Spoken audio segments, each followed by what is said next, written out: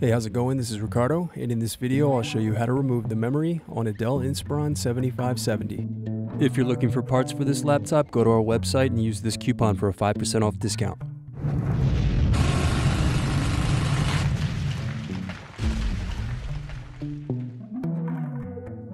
First, remove bottom base screws.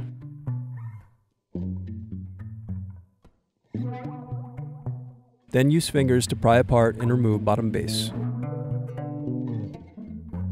Now unscrew and disconnect battery. Then separate clips and remove. Thanks for watching. Don't forget to like and subscribe if you enjoyed this video. And if you need more, check out this playlist to watch other tutorials for your laptop. You can also click here to find parts for your laptop at partspeople.com.